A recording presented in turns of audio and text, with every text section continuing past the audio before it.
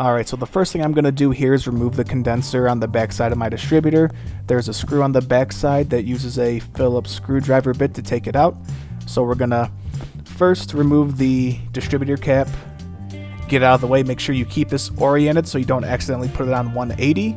Otherwise your firing order will be messed up, but that's going to give us a little bit better access to remove these screws. And actually, after a closer look, it is a flathead screwdriver that I need to remove it, so we're going to go ahead and get that screw out so we can then pull the condenser out.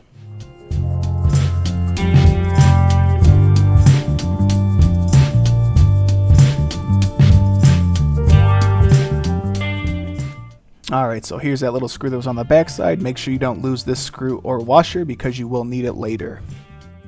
Now that we have the screw removed, we can grab the condenser, remove the rotor, and disconnect the points going to the connection that allows it to connect to the condenser. Then all we have to do is just push it out of the distributor housing, and this should be connected to your ignition coil, but that's how we remove the condenser. Now we're just going to do the opposite to get this new condenser in. So it's a little bit of a tight fit right now, so I'm just going to take a razor blade and shave the edges off just a little bit to get it fully seated, but then the reverse just happens. We put it in, connect the screw on the back side, and then once we replace the points, connect it back to the condenser.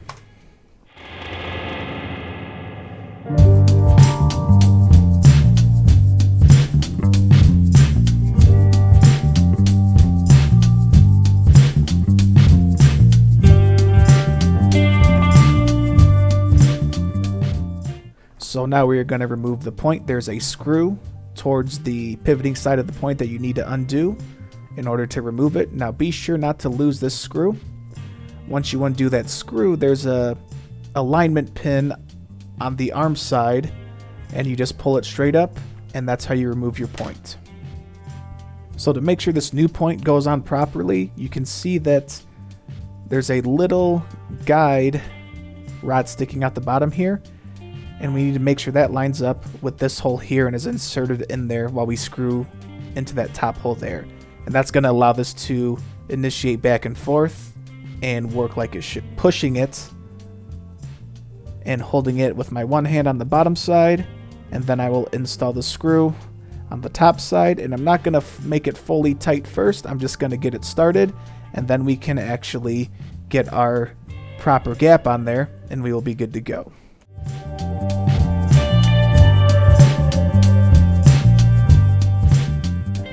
Alright, so for those of you who don't really know how this works, what's going to happen is, let me just tighten this down just a little bit so it's easy to see. But what will happen is that as this motor turns, and let me get this crescent wrench on there so I can show you.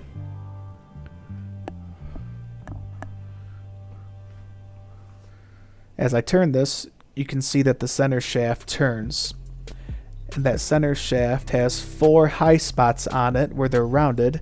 You can see one's right there, there's one right there, and the other 2 are right there. And if we look top down on it, it's a little tough to see, but there's a round spot here, here, here, and here. So as this spins around, I'll take my screwdriver here, and what it does is it actually pushes these points and creates our gap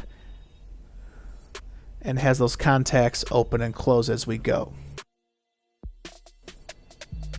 So what we need to do to set our point gap properly is that we need to rotate this motor using my crescent wrench here until that high spot, so that high spot right there is touching the rubber boot on the back side of the point. So what I'm going to do now is take that screw and allow this back rubber stot to touch the shaft on this distributor, and I'm going to take my feeler gauge and put it in between those 2 contact points, and that's how I'm going to get that gap. And for this, everything I read online said a 16,000ths gap for this motor, or 0.016.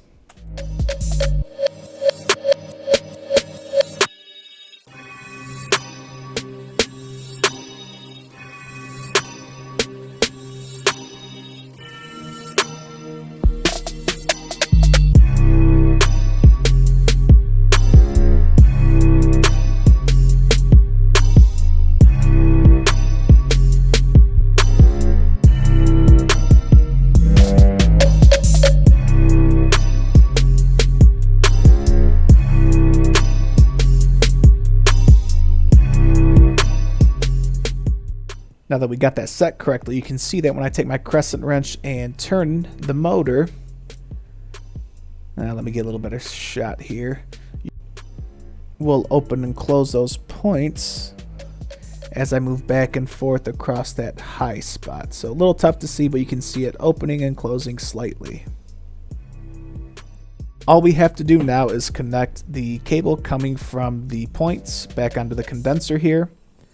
And I accidentally popped that grommet out, so just push it back in there. Nice and snug. So we have that connection done.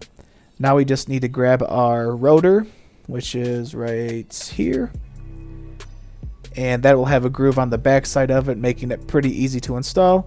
And I'm just going to give these a quick rub just in case there's a little bit of oxidation on there. But they look pretty clean, so I don't think I need to worry about it too much.